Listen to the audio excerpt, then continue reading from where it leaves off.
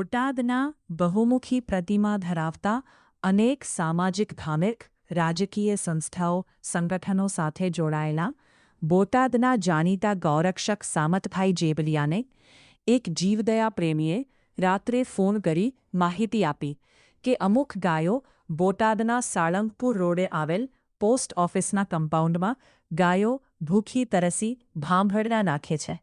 તેથી ગૌરક્ષક સામતભાઈ જેબલિયા તાત્કાલિક પોસ્ટ ઓફિસે પહોંચી તપાસ કરતા પોસ્ટ ઓફિસના કમ્પાઉન્ડમાં 2 ગાયો બહાર નીકળવા આમ તેમ દોડાદોડી કરતા નજરે પડેલ.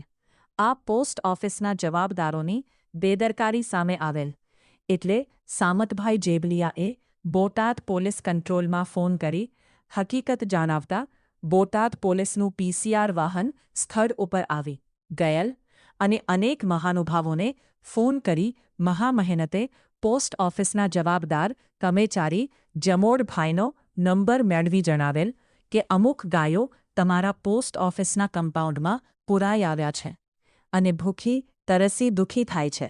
તેથી જમોડભાઈએ તેમના સાથી કર્મચારી પ્રશાંતભાઈ મંડ્યાને પોસ્ટ ઓફિસની ચાવી લઈને મોકલેલ અને પોસ્ટ ઓફિસનો ગેટ ખોલતા ગાયો દોડીને બહાર જતી રહેલ. આ પોસ્ટ ઓફિસના ગેટ બંધ કરનારે પોસ્ટ ઓફિસના કમ્પાઉન્ડ જોઈ પછી ગેટ બંધ કરવો જોવે.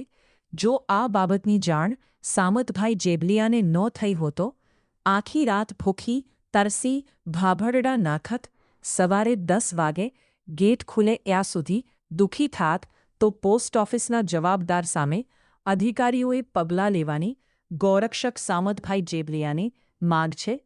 જેથી ફરી આવો દેવણનો બને તેમ ગૌરક્ષક સામતભાઈ જેબલિયાની યાદીમાં જણાવાયું છે. Bureau report Mansukhwala SS2 news Botad.